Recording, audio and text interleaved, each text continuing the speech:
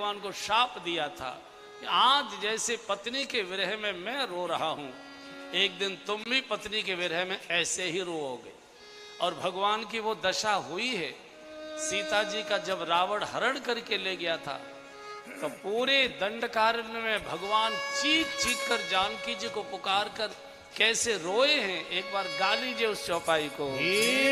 गुण खानी जानकी सीता है, गुण खानी जानकी सीता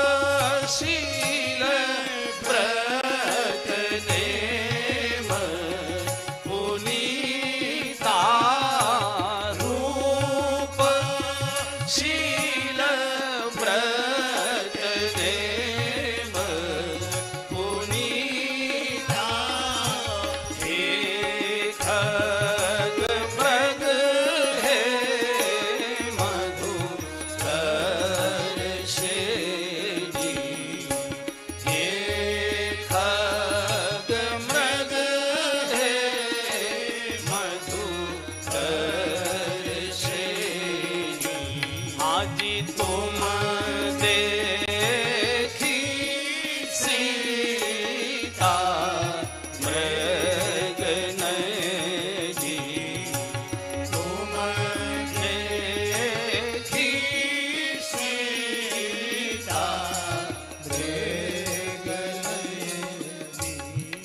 जैसे नारद जी तड़पे थे पत्नी के लिए, ऐसे ही भगवान को भी चीख चीख के रोना पड़ा। ऋषि का शाप झूठा नहीं जाता। आगे का कारण बताते हैं। सृष्टि के आदि दंपति मनु महाराज और शत्रुपा जी, इनके पहले सृष्टि की रचना भगवान के संकल्प से हुआ करती थी। स्त्री और पुरुष के सहयोग से सृष्टि की रचना का शुभारंभ ये मनु महाराज और शत्रुपा जी के द्वारा हुआ है। चूंकि हम मनु की संतान हैं इसलिए मनुष्य कहलाए जाते हैं। मनु के हम अंश हैं इसलिए मनुष्य कहलाए जाते हैं। बिल्कुल सृष्टि के प्रारंभ का सतयुग का काल था। दंपति धर्म आचरण नीका, बिल्कुल दाम्पत्य जीवन पवित्रता से, शुचिता से, मर्यादा से, आनंद से, शांति से भरा हुआ। दोनों का जीवन बहुत ही धर्मशील, बहुत आनंद का। और महाराज प्रजा का पालन ऐसे करते हैं जैसे कोई योग्य पिता अपनी संतान का पालन करता है। और जैसा दाम्पत्य जीवन होता है बंधुओं, संतान वैसी ही आती है। बिल्कुल साधारण भाषा में बोल रहा हूं। जैसी भूमि होती है फसल वैसी ही उगा करती है। आप सोचेंगे कि ऊसर में गेहूं उग जाए हरा भरा, तो नहीं आएगा। ऊसर में से तो बेकार की घास ही निकलेगी। आज संतान को बहुत दोष दिया जाता है, बच्चे बिगड़ गए, बच्चे बिगड़ गए, बच्चे बिगड़ गए। बच्चे नहीं बिगड़े, हमारा दाम्पत्य जीवन बिगड़ा हुआ है। जैसे हम हैं वैसे ही बच्चे आएंगे। आम के फल पर बेर नहीं आ सकता। हाँ, छोटा बड़ा होगा लेकिन आएगा आम ही। बेर के पेड़ पर अमरूद नहीं आ सकता, आएगा बेर ही। तो जैसा हमारा दाम्पत्य जीवन होगा संतान वैसी ही आती है। इसलिए दाम्पत्य जीवन बहुत शुचिता से, पवित्रता से, मर्यादा से, धर्म की सुगंध से, शुभ गुणों से भरा होगा तो संतान उसी प्रकार का आएगा।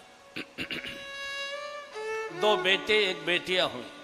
बड़े बेटे का नाम उत्तानपाद, जिनके घर में ध्रुव जी ने जन्म लिया है।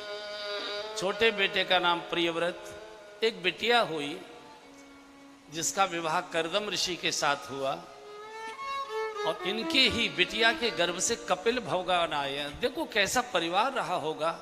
अपने घर में भक्त और बिटिया के गर्भ से भगवान जन्म ले रहे, क्योंकि दाम्पत्य जीवन बहुत शुचिता से, मर्यादा से भरा हुआ। प्रजा को किसी प्रकार का कोई कष्ट नहीं, बहुत आनंद का जीवन जी रहे थे। एक दिन की घटना का गोस्वामी जो उल्लेख करते हैं, बिल्कुल ठीक ऐसा ही समय था, सायंकाल का 5-6 बजे का समय था। मनु महाराज महल की अटारी में अकेले बैठे थे, कोई दूसरा पास में नहीं बैठा था। बैठे बैठे अंतः प्रेरणा प्रकट हो गई। देखिए, प्रेरणा भीतर से आती है, उपदेश बाहर से दिया जाता है। इच्छा भीतर से जगती है, आज्ञा बाहर से दी जाती है। तो भीतर से प्रेरणा जगी, अरे मैं बूढ़ा हो गया, मेरे बाल सफेद हो गए, मेरे शरीर में चेहरे पर झुर्रियां आ गई, मेरे दांत उखड़ने लगे, नेत्रों की ज्योति घट गई, शरीर में कंपन आ गया और मेरे बाल बच्चेदार हो गए। अभी तक मुझे संसार के इस विषय भोगों से ऊब नहीं हो रही। भगवान के भजन के अंदर से मेरे मन में प्रेरणा नहीं हो रही। क्या मेरी लाश इस भवन से हाय हाय करके निकाली जाएगी? क्या बिना भगवान का दर्शन किए, बिना भगवान के नाम का सुमरण किए मेरी जीवन लीला ऐसे ही पूरी हो जाएगी? किसी ने उपदेश भाषण नहीं दिया, किसी ने कोई कथा नहीं सुनाई, अंत प्रेरणा आई और तुरंत मन में वैराग्य आ गया। अब सब छोड़कर वन में जाएं और भगवान का भजन करते, भगवान का दर्शन करते अपने शरीर जीवन लीला को पूरी करें। अटारी से नीचे उतर कर आए। शत्रुपा जी कक्ष में बैठी थी।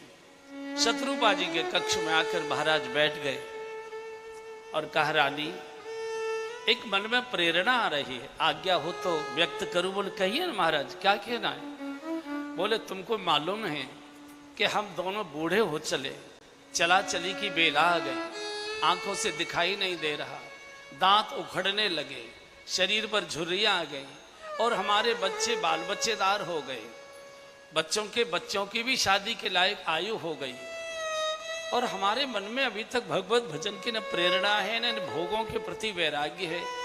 मन करता है कि चलो राजपाट बच्चों को समर्पित कर और भारत के तीर्थों की यात्रा करते करते किसी एक तीर्थ में, किसी संत के आश्रम में, किसी संत के चरणों में जीवन समर्पित करें, उनके मार्गदर्शन में भगवान का, हरि का भजन करें और भजन करते करते जीवन लीला पूरी करें। ऐसी मन में प्रेरणा आ रही है। आपका क्या कहना है? शत्रुपा जी की भी आंखों से आंसू आ गए। राजन, मैं तो कितने दिनों से सोच रही थी, लेकिन संकोच के कारण से बोल नहीं पा रही थी। राजन, बहुत सुंदर विचार है, लेकिन मेरी भी एक प्रार्थना है। कहो रानी, क्या कहना है? रानी ने कहा, महाराज, सद्गुण और सद्विचार बड़ी मुश्किल से मन में आते हैं और इतनी कम उम्र लेकर आते कि आते पीछे जाने की बात पहले बोल देते हैं। लेकिन दुर्गुण और दुर्विचार इतनी जल्दी जल्दी मन में आते हैं और इतनी लंबी उम्र लेकर आते हैं कि एक बार आ जाते हैं तो चिता तक साथ ही रहते, छोड़कर नहीं जाते। इसलिए राजन, मेरी आपसे प्रार्थना है कि बेगी विलंबन करिए नृप और साजिए सब समान। विलंब मत करिए राजन, देर मत करिए। शत्रुपा जी ने समर्थन कर दिया। मनु महाराज मन के प्रतीक हैं बंधो। शत्रुपा कहते हैं बुद्धि 100 प्रकार के रूप बदल लेती है। बुद्धि जब कथा में बैठी होती है तो और प्रकार की होती है। जब बुद्धि अपनी दुकान पर और व्यापार की गद्दी पर बैठी होती है तो और प्रकार की होती है। बुद्धि जब मंदिर में बैठी होती है तो और प्रकार की होती है। घर में बैठी होती है बुद्धि तो और प्रकार की होती है। दोस्तों के साथ गोवा घूमने जाती है तो बुद्धि और प्रकार की हो जाती है। ये सैकड़ों प्रकार के रूप बदल लेती है बुद्धि। ये शत्रुपा कहा गया है इसको। तो बुद्धि जब समर्थन कर दे, मन की इच्छा का बुद्धि समर्थन कर दे, चाहे अच्छी इच्छा हो चाहे बुरी इच्छा हो, वो घटना घट के ही रहेगी। मन तो चाहता है लेकिन बुद्धि कहती है नहीं नहीं ठीक नहीं है, अब लोग क्या कहेंगे, लोग क्या, हम कथा कराते, कथा समिति में हैं, लोग देखेंगे तो नहीं भैया नहीं नहीं, तो घटना नहीं घटित होगी। बुद्धि और मन जब एक सम्यक में आते हैं तो घटना घटित होती है,